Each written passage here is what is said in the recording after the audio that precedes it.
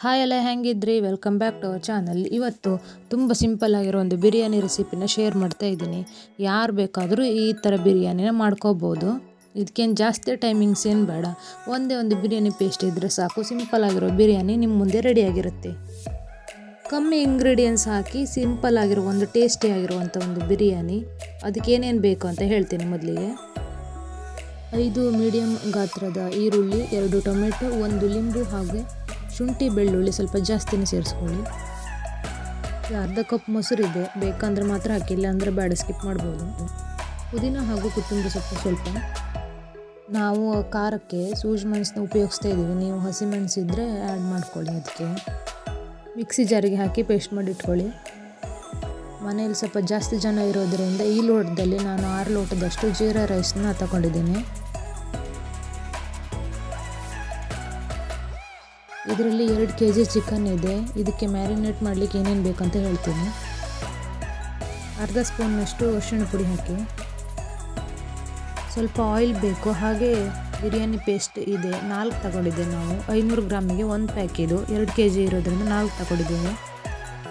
ಈ ಪೇಸ್ಟ್ನ ಹಾಕಿ ಹೀಗೆ ಮಿಕ್ಸ್ ಮಾಡಿ, ನಂತರ ಮೊಸರನ್ನು ಹಾಕಿ ಮಿಕ್ಸ್ ಮಾಡಿ ಇದನ್ನು 5 ನಿಮಿಷ ಕಾಲ ರೆಸ್ಟಲ್ಲಿಡಿ.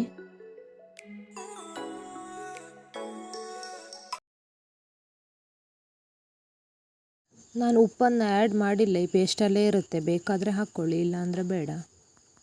ಮತ್ತು ನಾನು ಇದರಲ್ಲಿ ಯಾವುದೇ ರೀತಿಯ ಸ್ಪೈಸಸ್ ಕೂಡ ಯೂಸ್ ಮಾಡಿಲ್ಲ, ಎಲ್ಲ ಇದರಲ್ಲೇ ಇರುತ್ತೆ, ಅದಕ್ಕಾಗಿ ನಾನು ಯೂಸ್ ಮಾಡಿಲ್ಲ. ಒಂದು ಕುಕ್ಕರ್ನಲ್ಲಿ ಎಣ್ಣೆ ಹಾಕಿ ಕಾದ ಮೇಲೆ ಸ್ವಲ್ಪ ಈರುಳ್ಳಿನ ಹಾಕಿ. ಈರುಳ್ಳಿ ತುಂಬ ಕೆಂಪಾಗಲಿ, ರೋಸ್ಟ್ ಆಗಲಿ. ಅದು ಆ ಥರ ರೋಸ್ಟ್ ಮಾಡಿದ್ರೆ ತುಂಬ ಟೇಸ್ಟಾಗಿ ಬರುತ್ತೆ. ರೋಸ್ಟ್ ಆದಮೇಲೆ ಟೊಮೆಟೊ ಹಾಕಿ, ಟೊಮೆಟೊ ಒಂದು 2 ನಿಮಿಷ ಫ್ರೈ ಮಾಡಿ. ಆಮೇಲೆ ಶುಂಠಿ ಬೆಳ್ಳುಳ್ಳಿ ಪೇಸ್ಟನ್ನ ಹಾಕಿ. ಇವಾಗ ಮ್ಯಾರಿನೇಟ್ ಮಾಡಿರುವಂಥ ಚಿಕನನ್ನು ಹಾಕಿ ಇದು 5 ನಿಮಿಷ ಫ್ರೈ ಮಾಡಿದ ನಂತರ ಪುದೀನ ಸೊಪ್ಪು ಹಾಗೆ ಕೊತ್ತಂಬರಿ ಸೊಪ್ಪು, ಲಾಸ್ಟಲ್ಲಿ ಸೂಜಿ ಮೆಣಸಿನ ಪೇಸ್ಟ್ ಹಾಕಿ 5 ನಿಮಿಷ ಫ್ರೈ ಮಾಡಿ. ಇವಾಗ ತೊಳೆದಿರುವಂಥ ಅಕ್ಕಿಯನ್ನು ಸೇರಿಸ್ತಾ ಇದ್ದೇನೆ. 1 ಲೋಟ ಅಕ್ಕಿಗೆ 2 ಲೋಟದಷ್ಟು ನೀರು ಬೇಕಾಗ್ತದೆ. ನಾವಿಲ್ಲಿ ಚಿಕನ್ನು ಮತ್ತು ರೈಸ್ನ ಒಟ್ಟಿಗೆ ಹಾಕಿರೋದ್ರಿಂದ 1 ಲೋಟದಷ್ಟು ನೀರು ಕಮ್ಮಿ ಮಾಡಿ. ಅಂದರೆ ನಾನೀಗ 6 ಲೋಟ ಅಕ್ಕಿ ಹಾಕಿದ್ದೆ, 12 ಲೋಟ ನೀರು ಬೇಕು. ಅದಕ್ಕೆ 1 ಲೋಟ ಕಮ್ಮಿ ಮಾಡಿದ್ರೆ 11 ಲೋಟದಷ್ಟು ನೀರು ಹಾಕ್ತಾಯಿದ್ದೀನಿ.